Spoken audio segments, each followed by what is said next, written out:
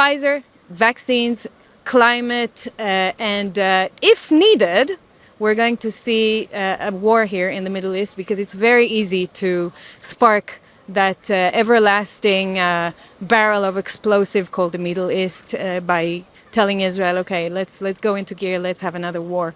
Whether it's with Lebanon, Syria, Palestine, I think we're going to see more of that, because it's always a good diversion from everything else that's happening, and they switch on the button when they want this to divert people from other things that are happening. Beginning of COVID, I was shocked like everyone at home, and around July 2020, when the Enabling Act came about and the state of emergency, I realized that something wrong's happening to our democracy, and I left home, started protesting, and for 2+ years I've been in the streets protesting, and also doing a lot of content work to increase awareness here in Israel to what's happening. And to summarize, what was it like here? What was the response to COVID? So the response to COVID was really severe. I don't think as severe as Australia, but we were up there. I think every country had its own role to play, and Israel had the role of the vaccines with the Pfizer agreement that is hidden from us. We don't know what it says for 30 years now. And Israel chose to put 200 million plus shekels on a propaganda to push vaccines onto people. And there was no jab, no job. You know, we had everything, the mandates and the whole thing. With the 200+ million, they succeeded with 6.5 million people out of 9 million in Israel to get the first vaccine, but the fifth one in the last cycle, only 850,000 people. So that's a big failure. And then with the kids as well. So we had that role. I think we failed it. And then on top of that, when we had the change government coming into play a year and a bit ago, we were hoping that that government is going to cancel the state of emergency and the Enabling Act, bring democracy back. That's what they promised.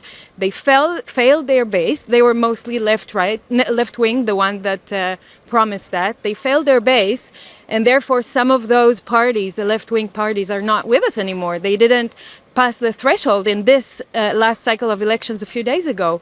So we're seeing a lot of disappointed Israelis because of the measures, because of the mandates, because of the promises made and not kept. And a good example is Meretz party, a left-wing party. For 30 years, it lives on the ticket of human rights. And now the Ministry of Health of Israel was the chairman of that party. And he ruined human rights for Israelis. And therefore, this party did not pass the threshold this year. So for the first time in 30 years, they're not in the parliament. And so we're seeing now a right-wing government coming into play, with Bibi coming back now after he started in 2020, right? And he brought about everything we saw. He's coming back now to continue what he started with Pfizer and the agreement. And then we're seeing a few more topics, in my opinion, that he's going to tackle.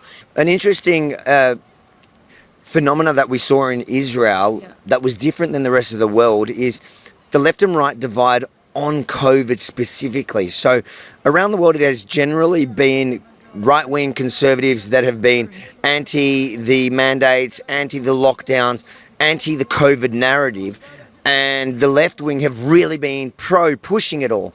Yes. In Israel, it seems that, well, firstly, Bibi was the conservative, and he was a COVID tyrant, as much as I have always respected him, and it was a very left-wing base that were protesting it. Why the difference? Well, it's funny. We also hoped that the left liberal will be the one to break that cycle that Bibi started, but they joined him. And like in polka, they matched and they raised. They went all in with that was the new government. But what about the protest, the grassroots? Why was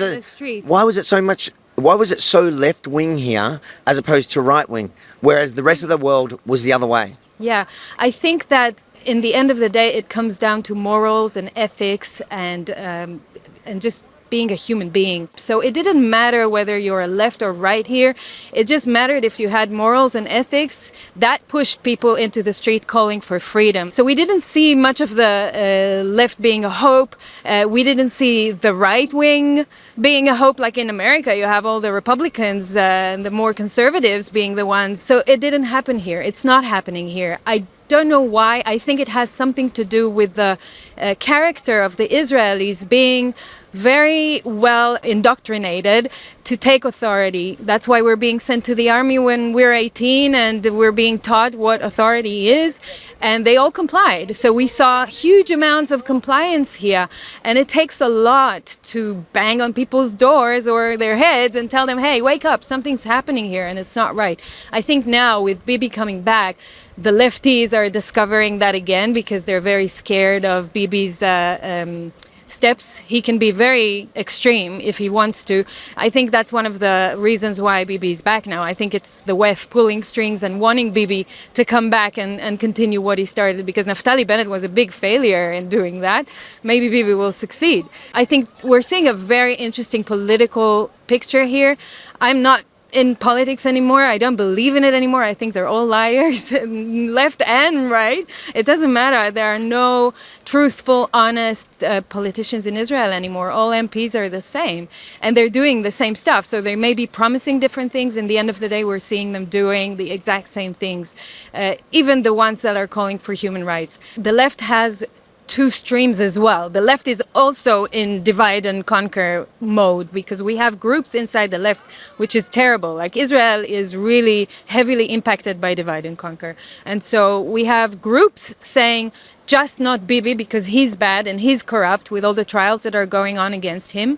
And there are groups inside the left saying human rights and don't hurt our rights here in Israel. And they're not working in unison. They're not working together, which is very hard. So the left is not united, and you're hearing different voices. And some people now, with Bibi coming back, are scared because of the wrong reasons. They're scared because it's Bibi and he's corrupt, and they're aware that he can do bad things and he has no limits, but they don't want to accept the fact that he hurt people with the COVID measures and with his COVID policies, and the government that came after him, although they were lefties, like most of them, they didn't make any change. They are not seeing it clearly for what it is. They're under this I don't know, psychological impact of thinking left and right, and Bibi's wrong and left is good, and so we gotta break that cycle, and we gotta look at who's good for the people, who's good for what we need.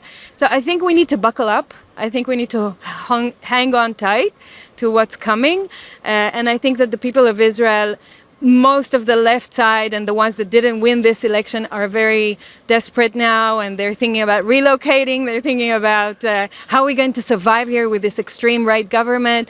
What I want to say to everyone is there's nowhere to hide. The whole world is impacted. Like, we're seeing global changes happening in many countries at the same time, including Israel. We have just different timings.